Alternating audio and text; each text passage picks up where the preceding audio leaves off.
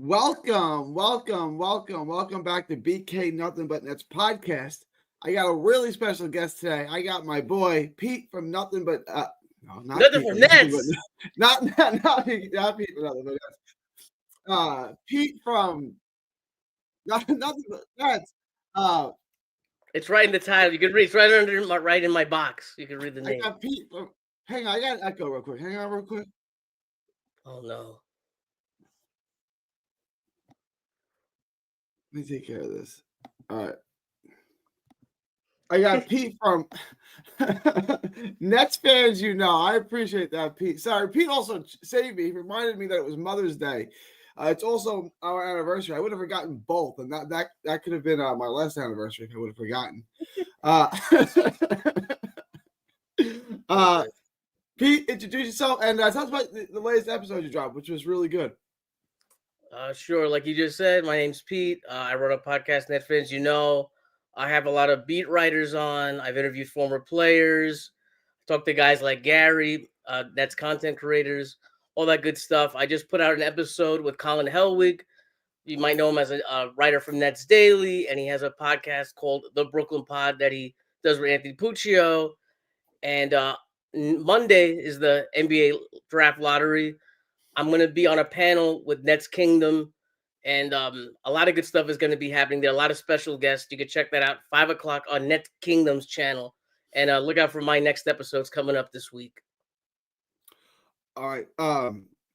Pete's got a lot going on. He's one of the best Nets. He's the best. Pete is the best Nets content creator out there right now. I don't know if I'll take it. I don't know if it's true, but I'll take it. I'll take it. Thank you.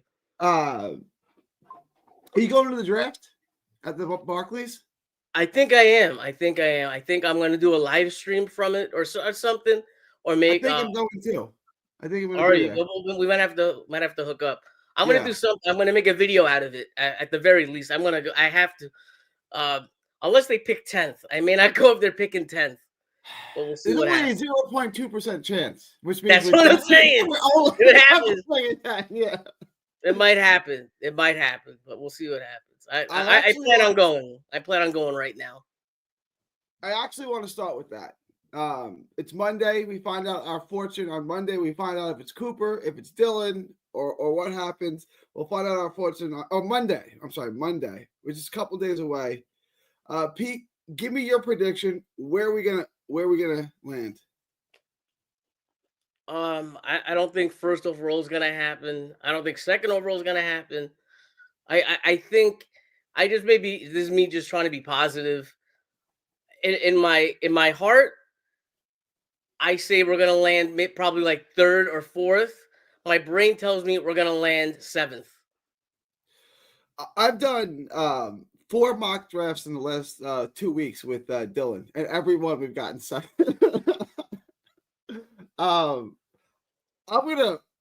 I've said all season long we end up with Dylan Harper. I'm gonna say we pick 2. I don't know why. I just believe that we're gonna pick 2. I think Derrick Rose to Chicago, Wemby to San Antonio, LeBron to Cleveland. I just think there's a pattern here of sending people home, and I think they're gonna send Dylan Harper home.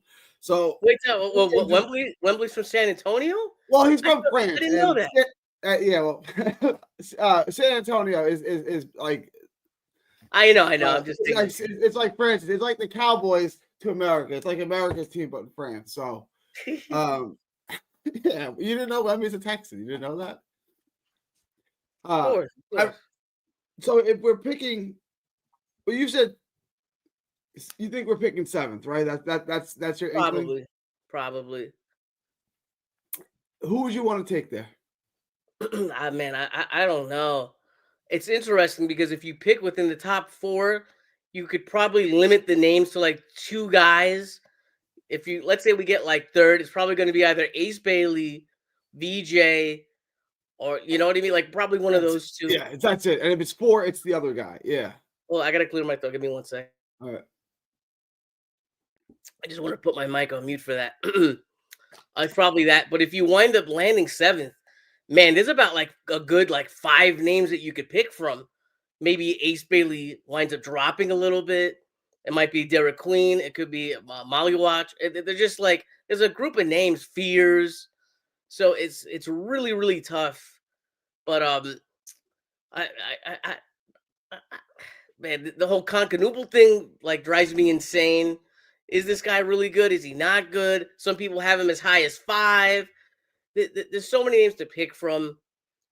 If I had to pick right now, and I'm gonna say that we're gonna wind up picking around 7, I like Derek Queen. I think he fits in the offense. I think that's a Yeah. good pick. I think if you pick lower, it winds up being a guard or a wing, and if you pick later, it winds up being a big. The name that I want and that we keep taking at 7 in our mock draft is Jeremiah Fears. To me, Fears reminds me of Stephon Marbury, which was I guess it wasn't great for us, but he was one of my favorite Nets. All-star, 25 points a game. Him and Van Horn were the leading scoring duo in the NBA one season. I keep seeing Fears. The Nets have a history of having good point guards. If they don't, they do. Like they've had Kidd, they've had Cassell, they've had Marbury, they've had Kenny Anderson, they've had Darren Williams. They've had really good point. Kyrie Irving, James Harden. They've had really good point guards. And I really believe that if we don't pick 2, if I'm wrong about that, we somehow end up with Fears. And to me, Fears is a 3-level scorer. He's not a great shooter yet, but you see he can get hot. The same way that Marbury wasn't a good shooter who could get hot. So, and he's 19. A lot of 19-years aren't good shooters yet. He handles the ball. He's got great vision. To me, Fears is still a pass-first point guard who can score 20 on any given night. So I'm a big fan of Fears. I know Locked On Nets doesn't like him. I like him a lot. I would take either of the big men if we pick 7, either Maluak or Queen, either one of them. I think there's some good options. I just don't want Trey Johnson, and I don't want Conquanoople, and that's really it. And I don't really want VJ either. To me, VJ is a guy with a tremendous upside and a tremendous downside. I've talked about it. I think VJ's upside is Jaylen Brown. I think his downside is Emmanuel Mudiay. And we just can't risk it right now. There's the hit miss on him is way too dramatic. He's a tremendous athlete. He can defend with his athleticism. But I don't see a finely tuned offensive game there. This guy is going to be raw. And if he doesn't develop, he's the next Emmanuel Mudiay. I think that's actually very fair. I look at VJ as I was a very big fan of him before the season started and early in the season. The height thing concerns me, but on the upside swing of it, he played for Bahamas in FIBA. He's playing against grown ass men, and he's putting up great numbers, having great games. And we've seen a recent trend of guys who played against grown ass men as teenagers, whether in Europe or the Olympics, FIBA. They wind up being at least decent NBA players. So I think that's a big plus for him. I don't know how he plays with Cam Thomas. But then again, if you're the Nets, you're probably just going to go for talent. And if you think that VJ is talented, you might take a swing with him. Like who knows really? The reason why I'm settling on Queen is because I love the upside there. I was also a fan of him very early in the season. And at the Nets at 19, like, would you be shocked to see a guy like a Noran Torre fall down to 19? So then you end up getting Queen and a Torre. Maybe you trade up. Maybe Fear. I don't think this is going to happen. Maybe Fears drops to 15 somehow or 14, and then you wind up going up to get him. I think that there's a bunch of point guards, or I guess shooting guards, you could say also, like the Igor Demons. What's his name? Yakatronis, who I'm a big fan of, even though everyone jumps on me for that. There's a lot of guards, and I think there's more gifted young guards than there are bigs as far as like in the top 10. If you're not going to pick 1, 2, or 3, you could look at, I could name maybe 3 or 4 guards. And for the bigs, I probably name about like 2 or 3 that move the needle for me. I think there's Harper and everybody Cooper, else. right? I think there's those 2, and then there's tiers to me, right? There's tiers, but then the next tier is Ace, VJ, and Fears. If I get any one of those, I think VJ scares me, but I see the upside. Like if they took VJ, I'm going to be cautiously optimistic. Ace, I think, is tremendous. I think he's a unique talent, and I think Fears is already pro ready. So if I get any of those 5 guys, I feel good about it. And then like the next tier of guys to me is the 2 bigs, And then the guys I don't want really are Trey Johnson and Con Knippel. We get Con Knippel. We just drafted Cam Johnson, but 6'7". I think he's better. I've been very low on him, but one thing I keep on hearing from a lot of people, from like the draft people I talk to, is like everybody's high on him. Everybody's high on him. The people like quote unquote like us, like the Twitter people, the Nets content creators, everyone seems to be very low on him. I keep on seeing like a better Joe Harris when you have guys like from the Ringer calling him like next Gordon Hayward. Maybe I'm wrong. I'm gonna trust their eyes over mine, so I'm gonna grade him a little bit higher. I'm already not a draft guy, just to begin with this, to be perfectly clear and honest with everybody. But with the Nets having so many picks this year, I had to do my homework a little bit more. And I don't know. I have to feel like there's something there. If all these people making all this money are telling us there's something there, there's something we're missing. When you comp them out, like it's hard. Like I've heard Klay Thompson come up, but to me, like Klay Thompson is a unicorn because Klay Thompson is he's a 3-and-D guy. He's just ridiculous. He was just ridiculously good at it. Like, but when you look at Klay Thompson's game, he couldn't really create his own shot that well. He didn't put the ball on the floor. He wasn't a creator on offense, right? He was basically a 3-and-D guy who was just tremendous in that role. So if you take Knippel and say he's gonna be like that, it's like I don't know. There's only been like one 3-and-D guy who's impacted the game like that, and that's Klay Thompson. Would you take, if I told you right now we're drafting 7th and you're guaranteed to get Klay Thompson at 7? 100%. I think you take him, 100%, right? Yeah. And I think he's a better passer than Klay Thompson. I think there definitely is something to that, to his game, that he's a better ball handler and a better passer for sure. But I see what you're saying, and of course Klay had that Steph that helped him on early in his career. If you had Steph off that team and you had Klay as the main option on those Golden State Warriors teams, are his numbers as good? Probably not, right? It's hard to say, right? If he didn't play with Steph, this was like a debate. I forget what podcast I think it was Jeff T. Right? Is it harder to score 20 points on a good team or a bad team? You know what I'm saying? If you don't play with Steph, the offense is going to revolve around him. Could he average 30 if the offense revolves around him? I don't know. Maybe he averages less. When playing with Steph, he's going to get a ton more open shots because everyone's focused on Steph. I don't know. What would Klay's numbers and production look like if he didn't play with Steph? I think you really could argue that either way. I think the answer to your question is how many shots are you taking? If you're the main option on a bad team, you could take 30 shots a night, really, if you're the only option, right? Go down, for sure, yeah. You know what I mean? It's all about, I think at that point, it's not about how many points do they score, but how many points do they score on how many shots and efficiency. That's what that would be the barometer for me. All right. I want to get into the 25-26 roster, what it may look like, who's going to be here, who's going to be gone. I just run these names. A lot of names on the bubble. The roster is kind of a blank slate right now for the most part. But the first name I want to start with, guy going to be here or not next year, the man, the myth, the legend, one of the all-time great Nets, D'Lo. Is D'Lo going to be here next year? He's out. No chance they bring him back. I'm not going to say there's no chance because there's going to be a lot of cap room. But I don't think I see it. I don't think I see it for a couple reasons, being that maybe he wants to play for a winner, 1. 2, if you are gonna draft a point guard, obviously that's the spot. 2, with all that cap room, if you're not gonna compete for sure, you probably take maybe a point guard from another team. That I have a couple. I got 2 point guards in mind that might be able to fill that spot. We'll talk about in a little bit. Yeah, I want to get to that, but I want to go through the names first, and we'll get to who will be here next year. That's what I'm saying. Relax, sir. You got it. Go ahead.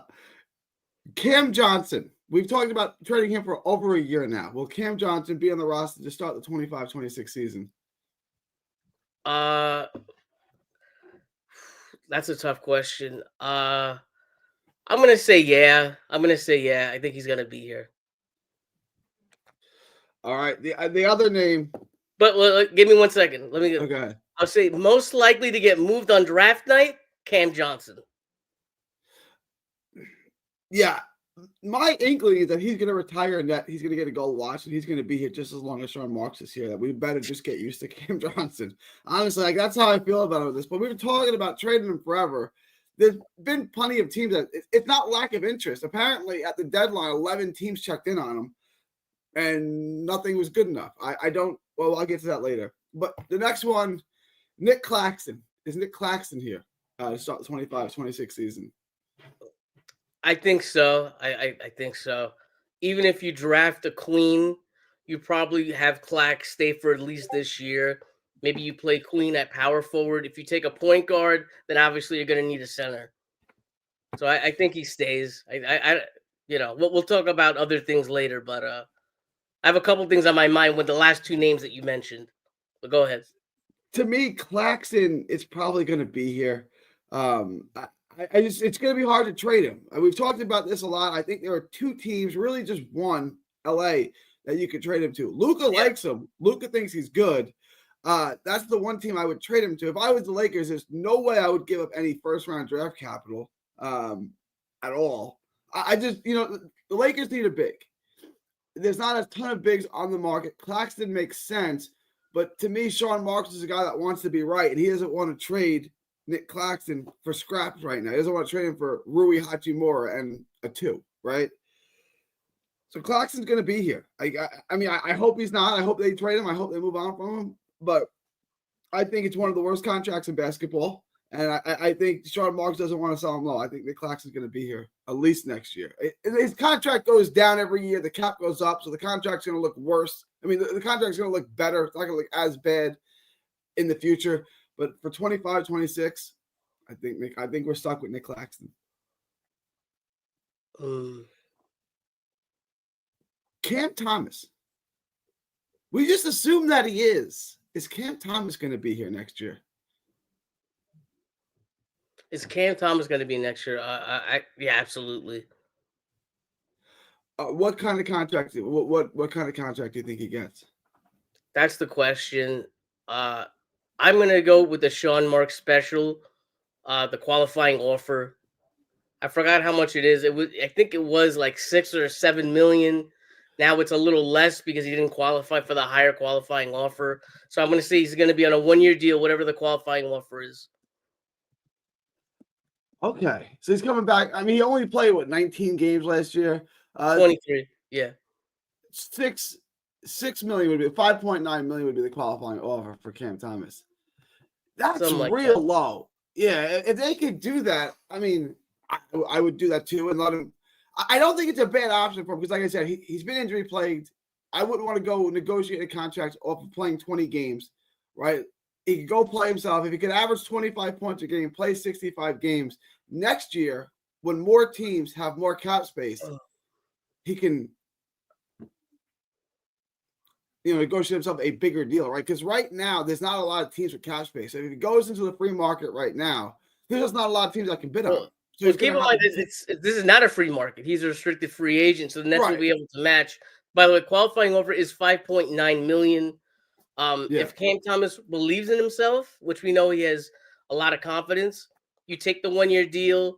But you mentioned before what deal could he be on? We're looking in the 20s. Maybe 3 years if he wants to lock in the money, like right now. I could see. I think there's an even chance of either happening, to be honest. But Sean Marks has a history of not giving out long-term deals and wanting the flexibility in situations like this. So that's why I lean towards qualifying offer, I guess, slightly. I think the qualifying offer makes the most sense if you believe in yourself, right? But I want to flip that around. If I put 3 years, let's say 3 years, 65 million in front of you right now. 3 years, 70 million. That's generational wealth. That's life-changing money. That's hard to say no to. That's the issue, right? Yeah. That's the issue. And if you do have a good year next year, how much more money does he actually get? He could make 35 million. If he averages 25, 27 points a game, plays 65 games, shoots efficiently. On a losing Nets team, though, you still haven't shaken really. Are you that good? But does his game get better, right? There's so many little caveats that we could put here. Does he get better? Is he healthy? If he's hurt again next year and plays 40 games, does the money even change? Right? It's just there's so Yeah. many things, there's so many scenarios over here to like look at. It's really, do you lock in on the generational wealth for 3 years, then test free agency, or do you think you can get more by playing out this year for 6 million and hoping that things go well? That's the question. If I was him, I would take the qualifying offer, I think. But like, if someone put someone put $70 million on the table and said, here's 70 million. You know what? That makes all right, let's give it a 70 million. Let's do that. That's a lot of money, man. That's a lot of money. All right. Zaire Williams, this is a guy that grew on Nets fans, he didn't really get much of a role in Memphis. He came here. Net fans like him. He plays with a lot of energy. He can shoot the ball a little bit. I like Zaire. Is Zaire back next year? He grew up a Nets fan? No, I said he grew on Nets fans. He grew okay. I was gonna say what? I talked to him in Charlotte, so I want him to stay. I hope I want a Charlotte road trip. That's the story behind that for anyone who doesn't know. I think he's gonna be back because I don't think teams value him like too well, even though people kept on saying, you know what, great player, but the 3-point shooting. I think he shot 34% this year from three. It wasn't terrible. Yeah. That's actually pretty good for a guy who's not a shooter. If he could build on that even just a little bit, just a couple more made shots, and his percentage goes up a couple of points, and we're looking at him in a totally different light. I hope he comes back. He's another guy who's actually a restricted free agent that people are not talking about. And let me see what his qualifying offer is. His would be 8.5. I think that's a little high. So I think I would renounce the restricted free agency, making him a regular free agent, and seeing what teams are going to offer him. I don't think he makes more than $8 million on the open market. I think I'd be shocked if he made more than $5 million. Really? Yeah, I thought 8 to 10 more than okay. I had someone tell me the minimum, and I'm like, I think the minimum's too low. I was talking about Colin. I didn't put this in the episode, so there's a little behind the scenes. I had to take it out of the episode. I talked to him about Zaire Williams for like a minute, and we're both like, he's definitely worth more than the minimum, but there's no cap space out there, and like, who's gonna really give him money? He's kind of undervalued right now. I could see him getting anywhere from the minimum to $5 million. I don't know, unless there's a team who's really scoping him out. We'll have to see, but I hope he comes back. I really do. I think he will be back. I think he adds value. But here's the question I always ask: does he have a spot on a rotation on a playoff team? My answer to that is yes. Like, he's not a starter, but on a playoff team, does he play off the bench? Yeah, because he gives you what you need off the bench. He can shoot the three a little bit, and he can defend multiple positions. Like, I think Zaire Williams. I don't want to say showed a lot because, like, at the end of the day, he was still overdrafted. But, like, if you offer Zaire Williams to a playoff team, if you offered him to Denver or the Knicks right now, they would jump at him. They would absolutely want him in the rotation, right? So, to me, the question is how much, right? You're saying 5, the minimum. I value him a little more than that. Maybe it's because I watch him every day and I like him, but I would say he's an $8 to $10 million a year guy. There's no cap space out here. Unless someone really likes him, which if that was the case, someone would have probably like took him from Memphis a while ago. There's a lot of guys, unfortunately, there's a lot of guys in this league that are like, man, if he just does this one thing, he's going to be good. And Zaire kind of falls into that. And like I said, unless a team's really going to scope him out, if he did get the qualifying offer, I think it would be because the Nets just either know someone else wants him, one, or two, they're like, you know what? We have a lot of cap space. We want to reward a player who was, working hard for us last year. He's still young. I think that's the key. He's still very young. Mm-hmm. I would love to have Zaire back. The next name is a guy. So you think he is back or no? I hope so. I'll give you a hope so. Back. I think he is back. I'll give you that. I think he is back. The next guy is a guy I like a lot, who I've defended all season, Day'Ron Sharpe. I've been a Day'Ron Sharpe supporter since damn near day one. I think the 3-point shot is. I've been saying it. I'm going to keep on saying it. The 3-point shot is real. I think he could hit them. He's still young. I think he comes back on like 3 years, 30 million, maybe 2 years, like 20, something like that. I don't see a team just going into this restricted free agency that he has and letting like the Nets let them outbid them on something that's reasonable. Could a team go crazy and outbid the Nets? Sure. I just don't think the money's out there. I think he comes back to the Nets on a 10 million per year. I think that's safe. I think he's gone. I think it just comes down to dollars and cents. If you're, because I think Claxton is back. Let me say this. Yeah. If the Nets do draft two bigs in this draft, obviously those chances of that deal has just changed dramatically. The draft is going to determine a lot of what happens. So I'm just talking about as of right now, what I think. Pre-draft, pre-lottery. Yeah. Okay. I still see Thomas Sorber ending up on this team, right? But that's the thing. Like, okay, forget about that. If we just work with what we know right now, do you think he comes back? That's right now, I would say it's 50-50. And here's the reason. Because you're paying Nick Claxton a hell of a lot of money, right? So, all right, Claxton's contract is horrible, but it's on the books. You have to pay him. So if I'm paying Claxton 25, and now I'm going to pay Day'Ron another 8 to 10, do I really want to be paying $35 million a year for below average center play, right? I'm paying $35 million to get poor production out of my center. I just can't justify giving Day'Ron Sharpe 10 when I'm already giving Claxton 25. So I'm going to go with Drew Timme. I'm going to go with whoever the hell else I have on the bench, but I can't give another guy $10 million and overpay that much to get bad play at the center position. I got to try to figure something else out. You know, I like Day'Ron. I would love to have him back. I would have started him over Claxton, but I just think right now the dollars and cents, it's hard to justify. It's like I'm paying this much money to get this poor play at the big man position. I think he's gone. Your mind is at the old salary cap. The qualifying offer for Zaire Williams was $8 million right now. So you're just paying $2 million more for Sharpe, right? It's the old times of $10 million being a lot in a deal are gone. Okay. You're going to have rotational guys getting like 15, 18 million. You look at the Knicks, how many guys they have, you know, that are, you know, role players basically. How much does Josh Hart make? You know what I mean? Like 10 million is going to be backup money soon enough, if not already. So I don't think it's that much. If it's someone who you believe in, if you think the shot's real and the rebounding is 100% real, let's you know, there's no question about that.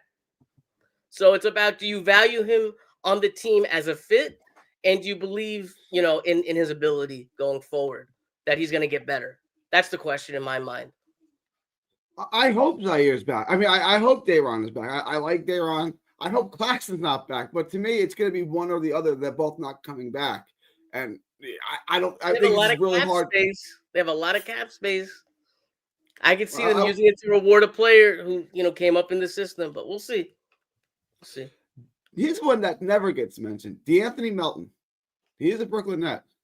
Is he back next year? Next question. All right. You already know that he's not coming back. I don't know. Disappointed in you. All right. It's a real question. No, I said no too. I wanted to maybe question. Drew Timme. Yes, I think he comes back. So on a two-way deal or a standard deal? I'm gonna say a standard deal for this reason. I think if they wind up drafting 2 to 3 players in this draft, you're gonna want to put that second rounder on a two-way deal. So I could see them giving him a non-guaranteed, like standard, very, very low, 2 to 3 year deal, something like that to lock him in. And I could see that. I could see that. A lot of people love Drew Timme. What were your thoughts on his play in the little bit he played down the stretch of the season? What were your thoughts on? Like, he was balling out in Long Island. I'm not a big fan of comparing, you know, NBA potential against G Leaguers, but he was balling out in Long Island. He had a good stretch with the Nets. There's a history of guys who come up and play well for bad teams at the end of the year. So it's very hard to put stock in that. But he's still young. I think you put a little stock into it in saying this is a guy who was in our system. He worked very hard to get here. Let's get another shot at him. And you know what? It's a non-guaranteed deal. If he's not part of our future, we could easily cut him. I think that's how you look at it.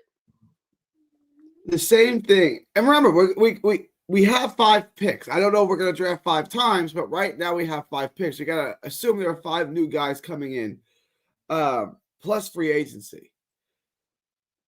The last name, Keon Johnson, he's on a team option. He's got an option. It's not much. I think they pick him up. Is Keon Johnson back next year? I think so. I think he's a Jordy guy. Jordy loves him. He busts his ass. He really, you know what I mean? He really hustles. I agree with you. I think that's a huge. I know it's like, doesn't everybody hustle? You know what I mean? That's like a loaded question. But you can tell when one guy, gives it 100%. Yeah, and everyone else, you can, and he's that guy. I agree with you. Yeah, it's a super cheap contract. I think it's another like non-guaranteed deal. I think they have until opening day. I think maybe. Yeah. I gotta look at that. They might have until like opening day to pick it up. So this is like a no-brainer in my mind. You pick it up, and once again, if it doesn't work out, you could always cut them. And talking about the draft picks, I don't know how deep you want to get with it since we already talked about it, but there's no way they draft 5 players. There's no way. And you could say like, yeah, they draft a guy to go somewhere else in a draft day trade. But as far as bringing 5 new guys on the Brooklyn Nets roster, I think there's a 0% chance of that happening. Well, I think this is a good time to transition into that. They got 5 picks. I want kind of the Pete analysis. They got 4 in the first round, 1 in the second round. Give us your thoughts on how they manage that. Do they trade up? Do they trade picks back to try to get in, more bites of the apple next year? What do they do with those 4 first rounders and then 1 second rounder? This would be the year to move up if there's someone who you really love. But the price to move up this year is not going to be the price to move up last year. I believe right. because this this draft is so loaded that the price to move up is going to be substantial. I'm not saying 27 and 26 to move up from 19 to like 15. I'm not saying that. What I'm saying is whatever you thought the price is in your head, it's probably going to be more. I will say this. I guess I just said this, so I'll just say it again. If you are going to move up, this is the draft to do it when you have all these assets. But I think it's it's far more likely that you wind up sending these picks 26 or 27 and trading them back into like another year. Like next year, I think they only have like 1 first rounder. I would not be shocked to see like 26 go somewhere else and you get like a first next year or another pick down the line. I think that's how you play it. I think that's the right move for sure. No, I agree. I would like more bites of the apple next year. Next year is supposed to be a loaded draft. I haven't gotten too far into the next year's draft. I'll get into the 2026 draft after the 2025 draft. But there are a ton of names. Like Dylan gushes over the 2026 draft class all the time. I would like to have more than 1 pick in that, right? And I would like to make a decision on what direction we're going to go, right? Not like this year where we couldn't decide whether or not we wanted to tank or we wanted to try to make the play-in. It didn't seem like we had made that decision until the last 2 weeks of the season. So I'd like a direction. I think if you're starting 2 or 3 rookies this year, you're going to be terrible. Like, I mean, that's unavoidable, right? If you're I don't think you're going to start 2 or 3 rookies. I think there's a 0% chance that happens. But would you maybe? Yeah, I'll tell you in the one scenario that I do see them starting 2 rookies.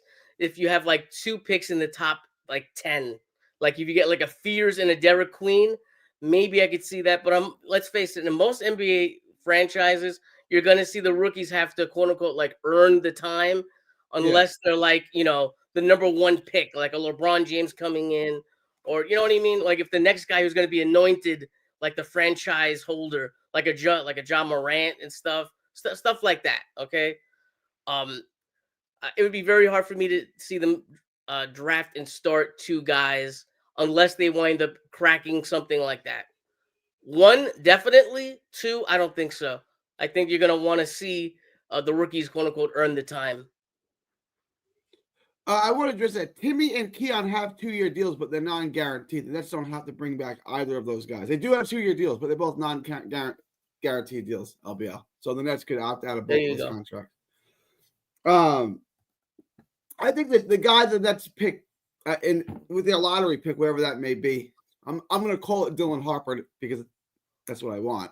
That he's definitely starting, and the guy they draft with the Bucks pick may or may not start, but I still think that they may try to move 19 to get up in the top 15, right? Like they may attach something else to that. And if you're doing that, if you're drafting twice in the top 15, let's say, I would imagine both those guys would start. I mean, I don't know what the Nets' plans are. And I guess this is going to segue to my next topic. Last year, Sean Marks said this is a 1-year rebuild. Do you think he still stands on that? Is he going to try to make a move in this offseason? Maybe it's Kuminga. Maybe it's a trade. But do you think that he's going to stand by that, and that this is not a year we're looking to tank? That we're going to look to try to at least be a playoff team this year? I think he's already gone back on that like 100 times already. So I don't think that's even a question. You know what I mean? I think that's already over with. I think okay, this is what I always say.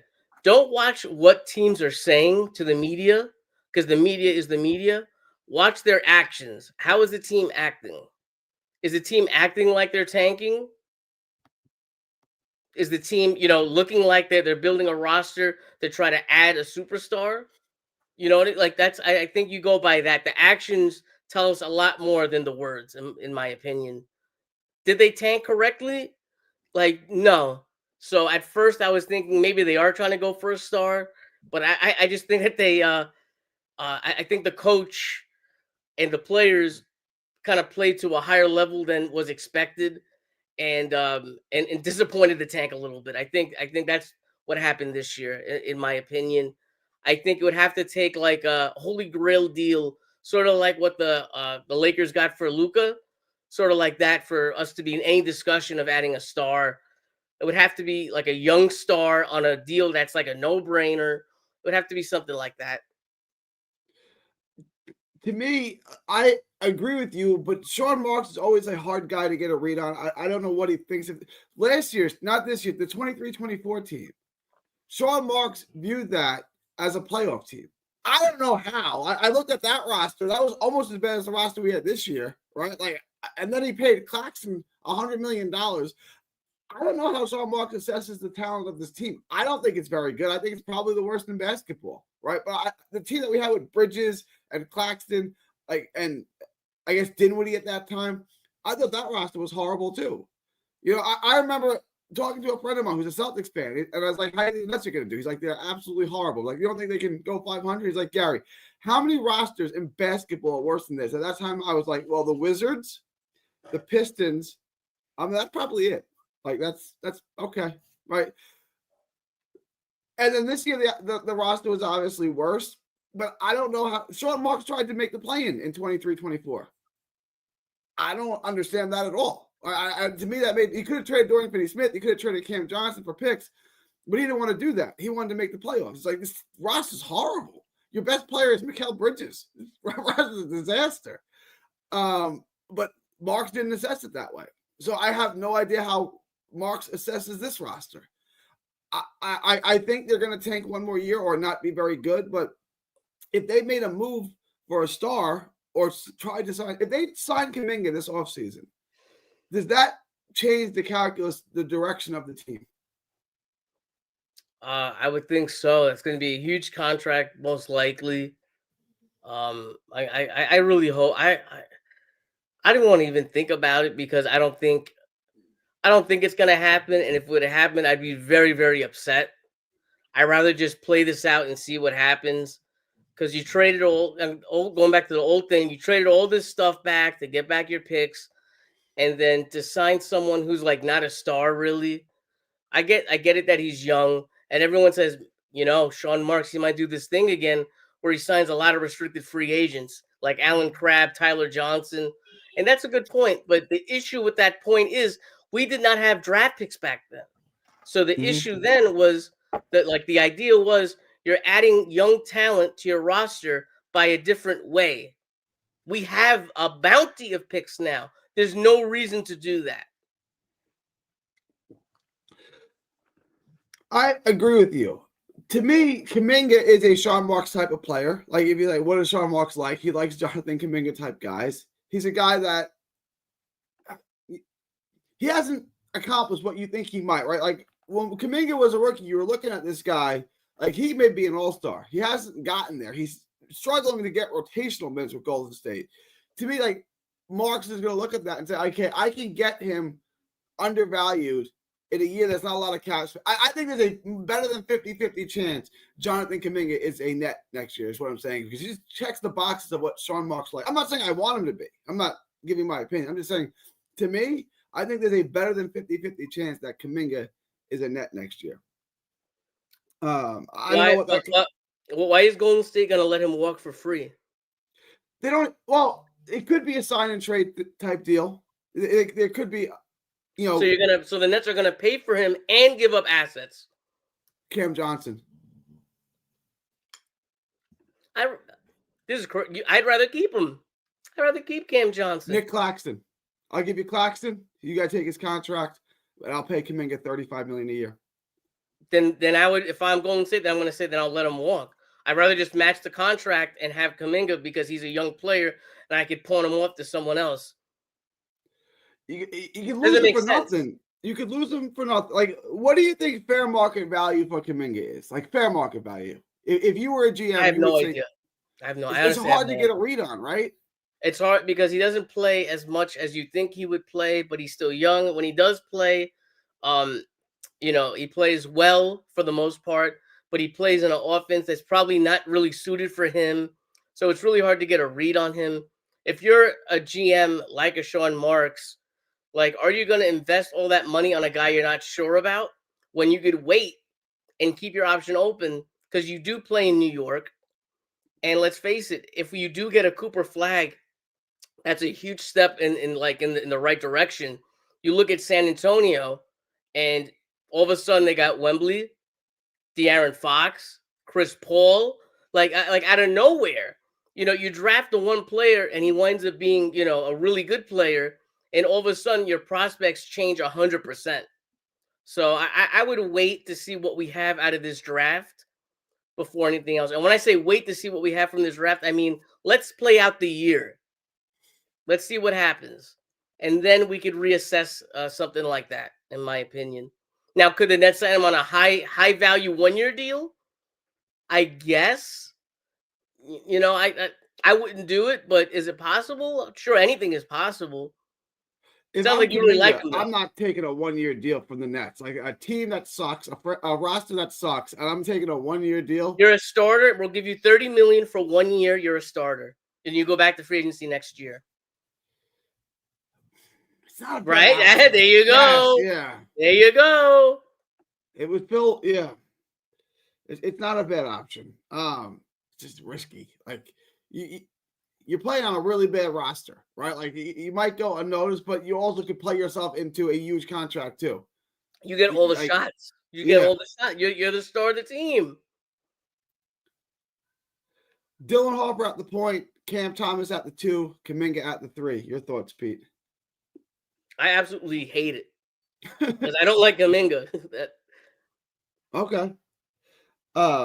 So the next thing is, if we can't sign Kuminga, is there any impact player you think that we can get in free agency? It's not a great free agency year. Is there an impact player you think the Nets would be interested in during free agency? No. But one name, absolutely not. I think one player, I don't know why I keep on looking at this. I look at this guy as more of like a Jared Dudley type of guy. Meaning he's going to be like for the locker room more than anything.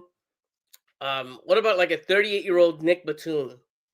More of like, not to even play, but I'm saying a clubhouse mentor. I get it. You know what I mean? I look at something like that and like, that makes sense to me. If you're going to have, like you say, if we're going to draft 3 rookies, This is already a young locker room. Let's keep this in mind. Then you're adding 3 rookies. You're going to want to have a solid NBA vet in there. And I could see a Nick Batum, like a vet who's been around the block, like mentoring a couple of these guys. That would not be the worst thing in the world. How much though? Like, what am I giving Nick Batum at this point? $5 million. You know what I mean? Like, fine. it's not Yeah, that's fine. It's that solid money. I'm saying, I don't know. Maybe he still wants to win. I don't even know what his stats were, but I saw him as a free agent. I'm like, you know what? I could see a Jared Dudley type of thing here, especially if you wind up drafting someone like a Nolan Touré, who's from France also. I think that would be an ideal type of mentor for him. I want to address this comment because this LBL in the chat, a lot of Net fans don't think the Nets have a bad roster. The Nets, I'm gonna pull it up now. I'm gonna share this on my screen. Unquestionably, this is the worst roster in basketball. It's worse than Washington. I mean, it makes my eyes bleed. Look at the roster, bro. Look at 25-26. It's brutal. Claxton, Cam Johnson, Zaire Williams, Cam Thomas, Daron Sharp, Noah Clowney, Dariq Whitehead, Keon Johnson, Maxwell Lewis, Jalen Wilson, Tyrese Martin. That's who you have on the books. Pete, I'm not trying to be a hater. I love the Brooklyn Nets. That's the worst roster in basketball, is it not? Yeah, but it's also like incomplete, right? You know what I mean? Like, I think you got to add a bunch of rookies and Nick Batum to that roster. You didn't get, you know what I'm saying? Well, I'm saying we add Cooper Flag. You look at that a lot different. You start looking at it a little differently. Then you add in, I don't know. You add in another top rookie. You start looking at it differently. Then you add one free agent or two. But yes, it's one of the right as of right now. Yeah, you're probably right. It's probably, if not the worst, at least bottom 5 in the NBA for sure. But it's also incomplete. The only roster that is even close to that bad is Washington. Like the other bad teams, Toronto, Charlotte, their roster is way better. Like that Pete, how many NBA rotational players are even on that roster? Like it's so like I'm generally opposed to tanking, but when you look at the Nets, all you have is Cam Thomas, Cam Johnson, who's being overpaid, and Nick Claxton, who's on an egregious contract. So the only guys you have, the only pros on your team are Cam Thomas and 2 guys on bad contracts. And one contract is egregiously bad. Like, they're in really bad shape. So I guess tanking is the only way out of this because you can't make a trade, which we're going to get to, because you don't have any pieces. Like, you can't trade. Like, I know Giannis is off the market, but you don't have anything from Milwaukee, right? You can't trade for a star. You got bad salaries. Like, the roster is a disaster. I'm not trying to be, a negative Nelly here, but like the Nets are in really bad shape. All they have is some picks. And let's get into that. Giannis. Well, I gotta say one thing. I think what you're forgetting is, do you remember a couple years ago when the Nets signed Justin Hamilton? You had Sean Marks' like first offseason. Justin Hamilton.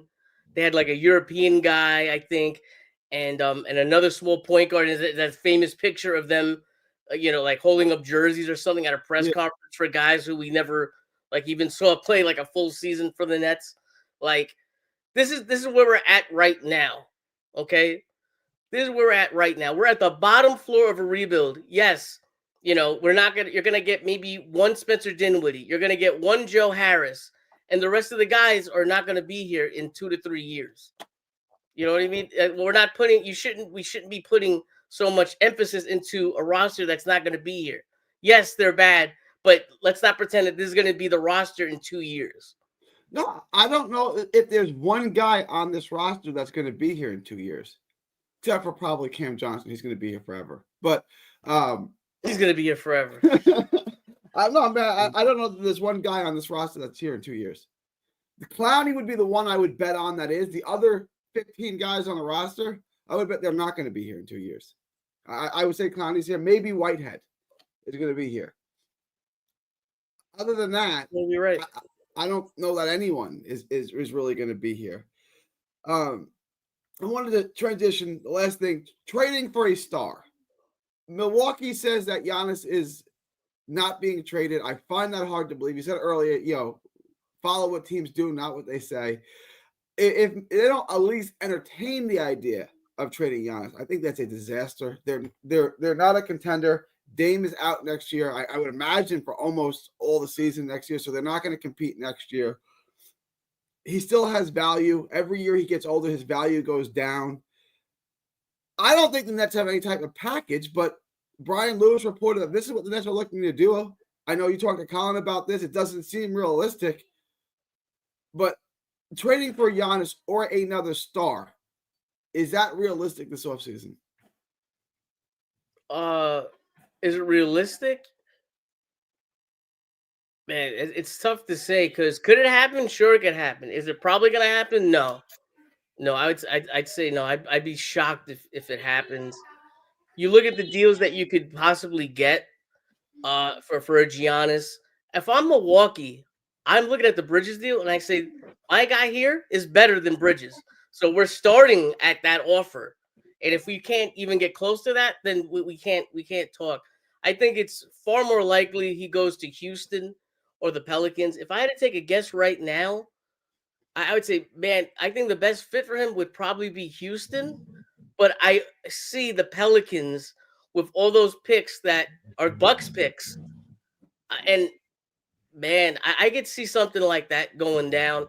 Milwaukee says, you know what? Like, we won a championship. That deal was worth it back then. It's time to reset. It's time to rebuild. Let's get our picks back and just start. Let's start this off. We already trade Middleton. Dame is a lost cause. Like we're just gonna have to eat that for now. Maybe after next year he could play himself into like a trade or something somehow, some way, and let's just blow this up. That's what I would guess if I had to guess. I would guess too, even if they were to trade him, if they said, you know what, we're trading Giannis, a contender would call up with pieces. The Nets don't have any pieces, right? Like I was like, Nick Claxton. Wait. Milwaukee does not want pieces. We're rebuilding. So when you say pieces, what are you talking about? Young players. Like, give me a good young player that I can rebuild with, right? Like, give me an example of give me a team. Jalen Green. Player.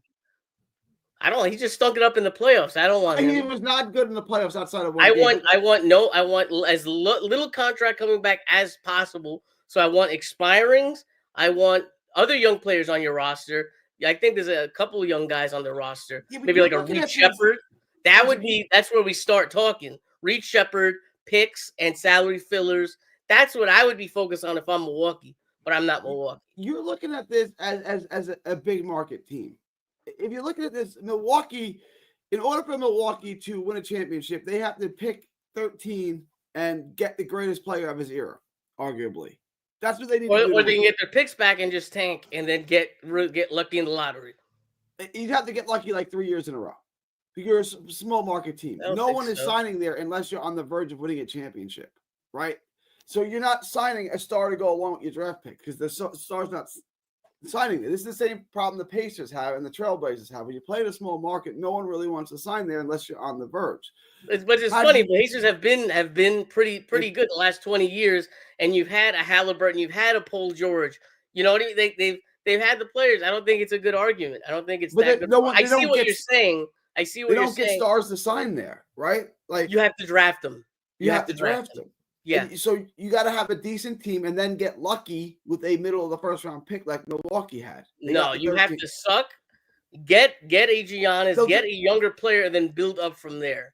That's how you do it. Okay, so if Milwaukee tanked next year and got Debanza, and it takes him 2-3 years, Debanza turns into an all-star, he turns into a major impact player. He turns into an all-NBA player, let's say. Who is signing in there? Who's signing there, right? Like, you need to get like 2 or 3 picks like that in a row. What I'm saying is for a team like Milwaukee, you already got your championship. Just exist now. Just be an okay team. How does a team like Indiana do it? They exist. Indiana, as good as they've been in the last 20 years, they've never really been close to a championship. Like, no one looks at Indiana and says, yeah, that's a team that can beat Boston. That's a team that can beat OKC. That's fair. I mean, they're good and they exist, right? Like, they're competitive, and they've been competitive for 30 years without ever really being bad for a prolonged period of time.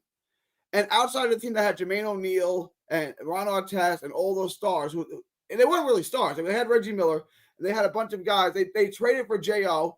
They got him for nothing from Portland. Don't forget about. Let's just say the last couple. Let's just say like the Paul George era and up. Let's talk about that. Having a Miles Turner around. You know what I mean? At no point did anyone ever really think they were a threat to Miami's big three, or were they a threat to the Celtics now? Like, they're good, but they're not going to win a championship. And I think they kind of understand that. This is where we are, and we're going to be good, and we can compete, and we can sell tickets, and we can make the playoffs. But are we going to win the championship? Probably not. So they did make it to the Eastern Conference Finals last year, right? They did, and they could make it again. And if they go to 2 years ago. No, they made the Eastern Conference Finals last year. They beat the Knicks in the second round. And I feel good. They got swept by the Celtics. Yeah. You're right. I'm looking at something else. But it's, you know what it is? We're gonna argue back and forth about this forever. This is just I think an argument on team building more than anything. Then I can't go one episode without mentioning this. It's a guy that I want to bring here that I would sell a lot of pieces for within reason. I think you can get him cheap. Zion. Zion is going to be traded. Dumars has said that.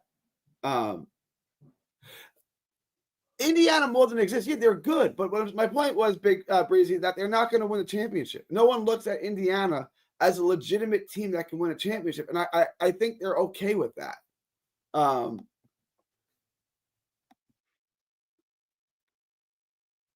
Zion. I know what you're going to say already, but I got to do this. I think you can get him for cheap, relatively cheap for the production that he gives you. He played 28 minutes a game last year and averaged 25, 7, and 7. So he can still ball. I don't know who's going to be interested in Zion. I don't know. At the deadline, there were 0 teams interested in him. Your thoughts on trading for Zion? In the right deal, why not? Okay. You're the first person. It depends what you're giving up. If I'm giving up like 2 to 3 first rounders, I feel like that's too much. Just with the injury history and the salary, we have to look at his contract, because I'm not even sure if how many years they have guaranteed left on him, and if there's going to be any years that are like negated if he's off a certain weight. I remember looking at his weight; he's already over that weight. So if he came to the Nets and it's one of these years that his contract says, "Oh, you can negate the contract," blah blah blah. I don't think it's a horrible risk, but if you're New Orleans, you're gonna want something back. Okay, I'm looking at his contract now. All right, Jesus Christ, he's making. I guess it's not bad. 36. He made 36 this year. 39. It's not that bad. Next year, 42 after that. 44 in 27, 28. Then he's a free agent. I don't have his exact contract in front of me, but I know he has like clauses in his contract. Right now, his contract makes about 1/4 of the salary cap. That's a lot for me. Oh, you got it. I didn't even see you have it up there. I was looking on my own screen. What would it say? Does it mention the weight thing there? I know somewhere it has the weight thing.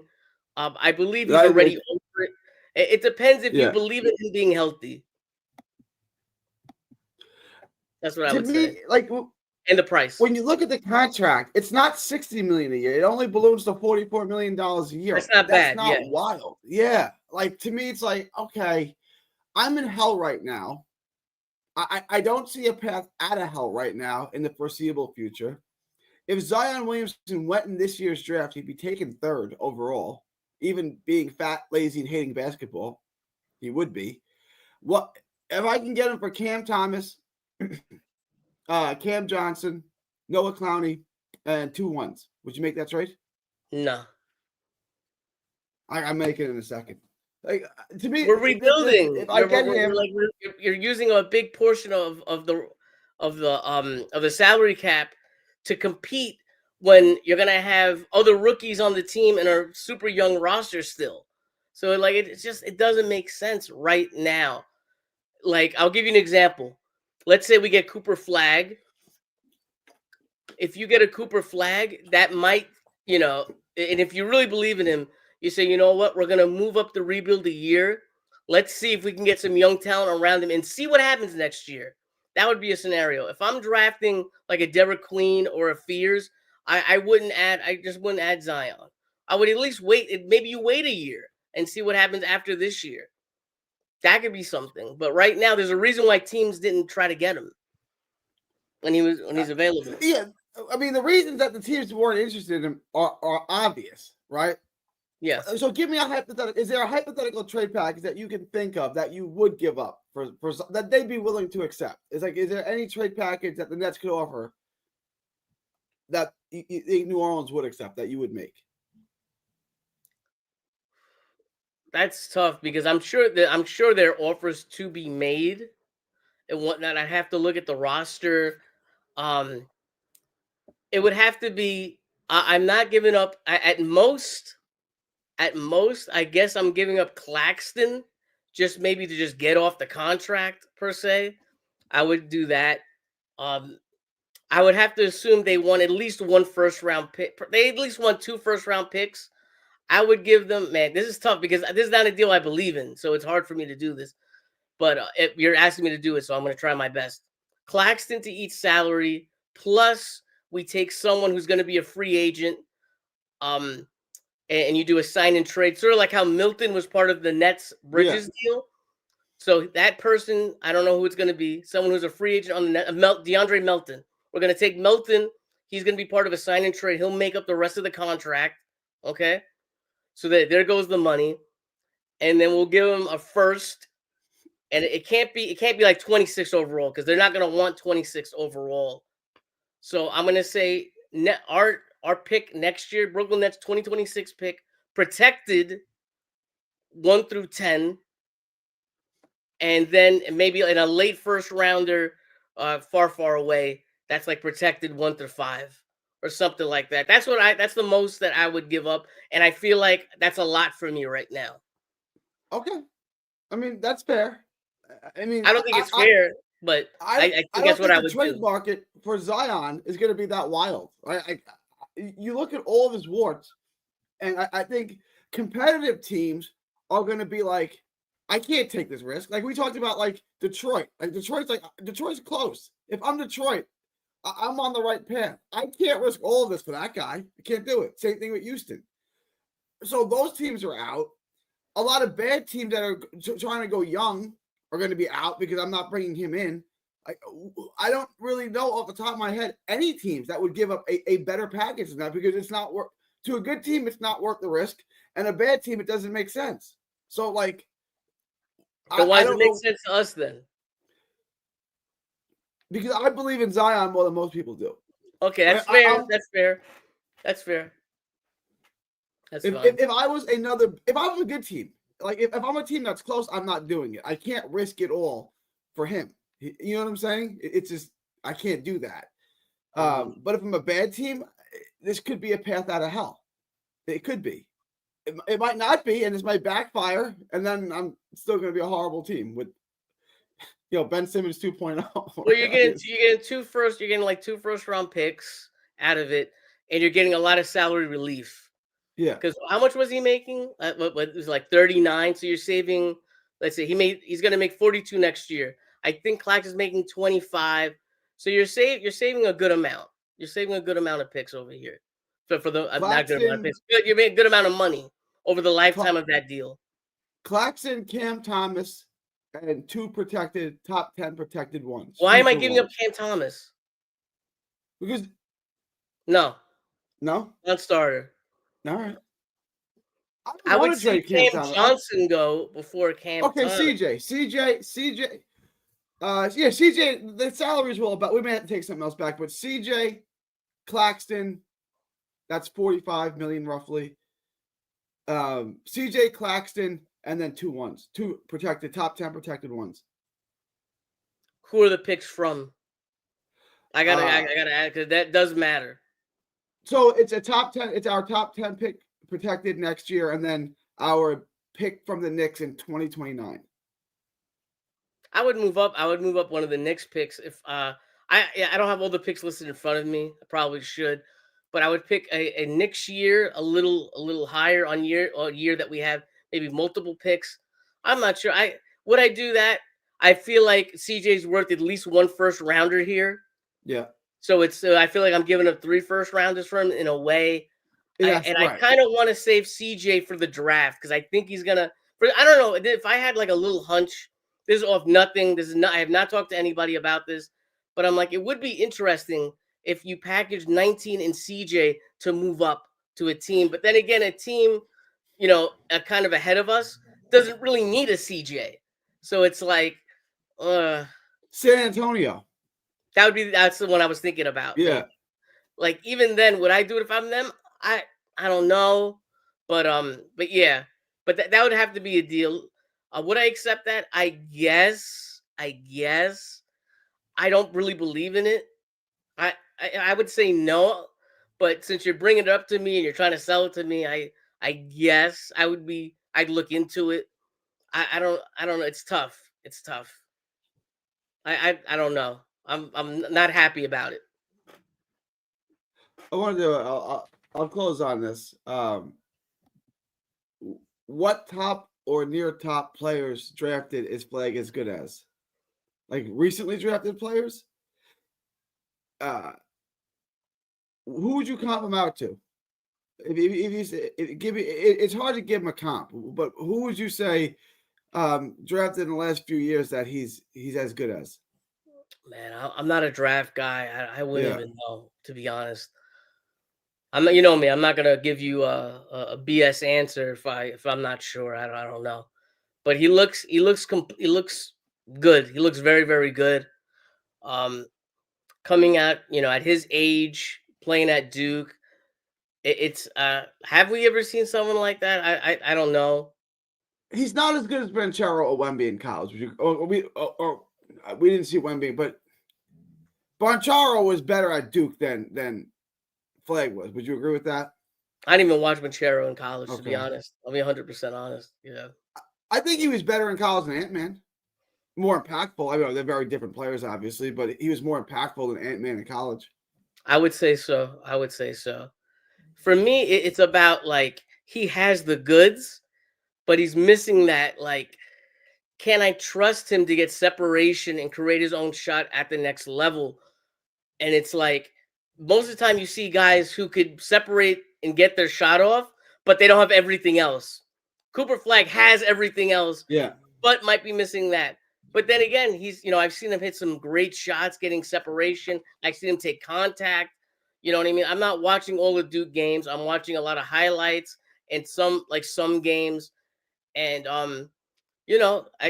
for someone that age, he looks good. He looks very, very good. And you could imagine him growing into his game and getting even better and better for sure. So, I don't know if there's someone that we've seen that's been complete as far as, defense, hustle, passing, and all stuff with the wingspan and putting that all together, but not have the offensive game 100% down. Yeah, I think Wemby Cooper Flag is 18 years old. He's 18 years old. He can't buy a pack of cigarettes. I think like this idea that he's just going to come into the league like LeBron did and take the league by storm and be an all-star caliber player on day one at 18 years old is a little bit far-fetched.